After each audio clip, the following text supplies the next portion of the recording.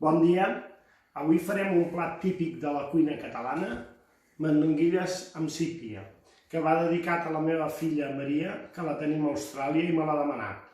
I espereu-vos al final, que tenim una sorpresa per a vosaltres. Vinga, anem a fer mandonguilles. Aquestes mandonguilles són molt grosses, això és en funció del vostre carnisser, o si les voleu fer vosaltres a casa. En farem 4 per cap. Comencem a afegir ja les mandonguilles.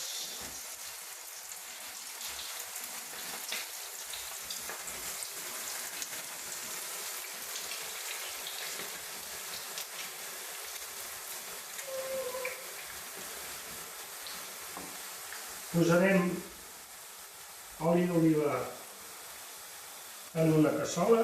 Jo ho estic fent tot sempre en cassoles baixes perquè vosaltres ho podeu veure bé. I posarem ja la sèpia, en aquest cas anem a fer mandonguilles per sec. Hem agafat 2 sèpies d'uns 300 grams, ja feta a tacos. Ja tenim fregint les últimes mandonguilles. Tenim la sèpia ja sofregida. Anem a posar-li, si us en recordeu l'altre dia que vaig comentar, un raig de conyac.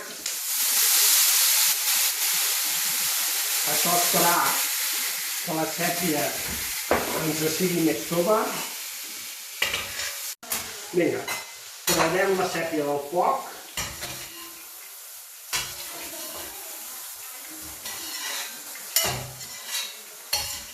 I passarem ja a fer el sofregit. Tenim uns alls picats, tenim llaurer, un parell de fulles de llaurer, i a mi en aquest cas m'agrada posar-li un bitxo. I posarem un bitxo.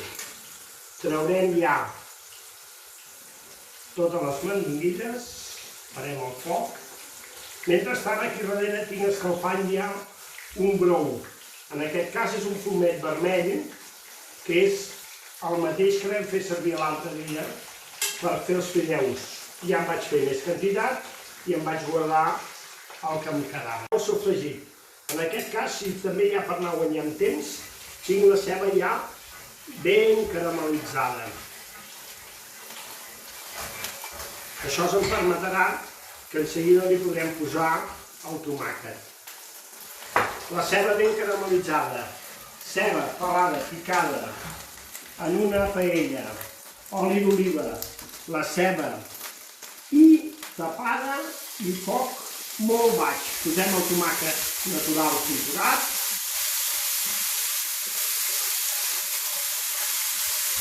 I deixarem sofregir el tomàquet.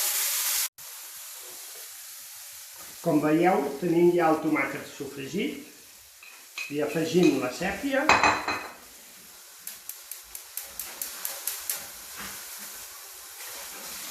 Deixem sofregir una mica la sèpia amb el tomàquet. En seguida hi afegirem les mandonguilles.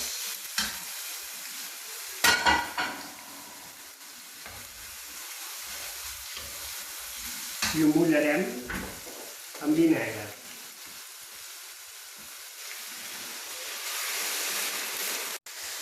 Bé, ja ens ha reduït el vi, s'ha evaporat l'alcohol, important deixar-lo evaporat perquè després no tingui massa sabor d'alcohol, i ja ho mullem fins a cobrir-les amb el fumet vermell que us comentava. Deixarem una bona estona que faci xup-xup, uns 10 minutets, perquè cogui la mandonguilla per dintre. Per acabar, hi posarem un pebrot vermell, en aquest cas jo ja el tinc escalivat i fet a tacos. També podeu agafar i fer-ho amb pebrot del piquillo, d'aquest de llauna que ja us ve preparat. El deixarem, res, una volteta, una mica de xup-xup, i acabarem amb una mica de julivert picat per sobre.